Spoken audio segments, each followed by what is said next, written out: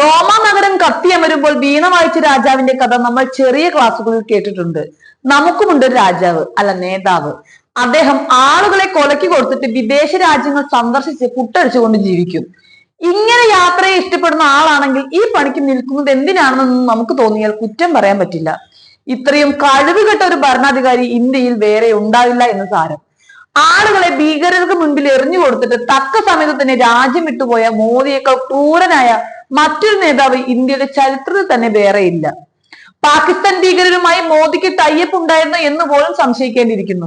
മോദിയുടെ കഴിവില്ലായ്മയുടെ ഏറ്റവും നല്ല ഉദാഹരണമാണ് ഇന്നലെ പഹൽഗാമിൽ നടന്നത്. ഭീകരരുടെ ആക്രമണത്തിൽ നിരവധി പേരാണ് മരണപ്പെട്ടത്.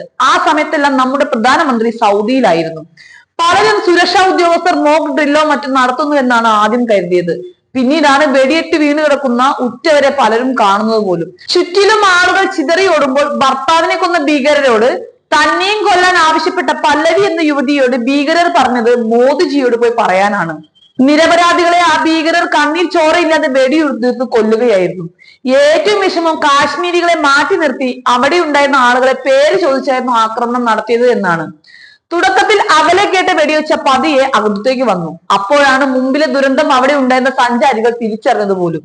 കർണാടകയിൽ നിന്ന് അവധിക്കാലം ആഘോഷിക്കാൻ കുടുംബസമേതം കാശ്മീരിലെത്തിയ ശിവമോഗ സ്വദേശി മഞ്ജുനാഥ് റാവുവിനെ അടക്കം അവർ വെറുതെ വിട്ടിട്ടില്ല. ശിവമോഗയിലെ അറിയപ്പെടുന്ന വ്യവസായിയായ മഞ്ജുനാഥിനെ ഭാര്യ പല്ലവിയുടെ മുന്നിൽ വെച്ചാണ് ഭീകരർ വെടിവെച്ച് കൊന്നത്. ഏപ്രിൽ 19-നാണ് മഞ്ജുനാഥും കുടുംബവും കാശ്മീരിലെത്തിയത്. മകന് വിശന്നപ്പോൾ മഞ്ജുനാഥ് ഭക്ഷണം വാങ്ങാനായി പോയ സമയത്താണ് ഭീകരർ വെടിയുതിർത്തത്. 40ഓളം വിനോദസഞ്ചാരികളാണ് ആക്രമണ സമയത്ത് ചെറിയ കുന്നിൻ മുകളിലെ ടൂറിസ്റ്റ് കേന്ദ്രത്തിൽ ഉണ്ടായിരുന്നത്. പ്രദേശത്തെ വനമേഖലയിൽ നിന്നെത്തിയ ഭീകരർ ആളുകളെ വളഞ്ഞ ശേഷം തുരുതുരാ നിറയൊഴിക്കുകയായിരുന്നു. ഭീകരർ കൊടും ക്രൂരത തുടരുന്നതിനിടെ ടൂറിസ്റ്റ് കേന്ദ്രത്തിലെ ജീവനക്കാർ ഉൾപ്പെടെ പലരും സുരക്ഷ തേടി സമീപ സ്ഥലങ്ങളിലേക്ക് പാഞ്ഞു. രക്തത്തിൽ കുളിച്ച നിലയിൽ വിനോദ കേന്ദ്രങ്ങളിലെ പുൽമേലിൽ കിടന്നിരുന്നവരെ പോലീസ് എത്തിയാണ് ആശുപത്രിയിലേക്ക് മാറ്റിയത്.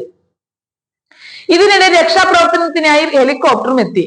പഹൽഗാമിൽ ആക്രമണം നടത്തിയ ഭീകരർക്കായി തെരച്ചിൽ തുടരുന്നതായി സൈന്യം അറിയിച്ചിട്ടുണ്ട്. പ്രദേശത്ത് കരസേനയുടെയും CRPF-ന്റെയും ലോക്കൽ പോലീസിന്റെയും കൂടുതൽ സംഘങ്ങൾ എത്തിയിട്ടുമുണ്ട്. ആക്രമണത്തിന് ശേഷം രക്ഷപ്പെട്ട ഭീകരർക്കായി വ്യാപക തെരച്ചിലാണ് നടക്കുന്നത്. ജമ്മു കാശ്മീരിലെ പ്രമുഖ വിനോദസഞ്ചാര കേന്ദ്രമായ പഹൽഗാമിലെ ബൈസരണിൽ ഭീകരാക്രമണത്തിൽ ഒരു മലയാളി അടക്കം 28 പേരാണ് കൊല്ലപ്പെട്ടത്. എറണാകുളം ഇടപ്പള്ളി സ്വദേശി N രാമചന്ദ്രനാണ് കൊല്ലപ്പെട്ട മലയാളി. കൊല്ലപ്പെട്ടവരിലേറെയും വിനോദസഞ്ചാരികളാണ്. 2 വിദേശികളും നാട്ടുകാരായ 2 പേരും കൊല്ലപ്പെട്ടവരിൽ ഏറെ ഉൾപ്പെടുന്നുണ്ട്.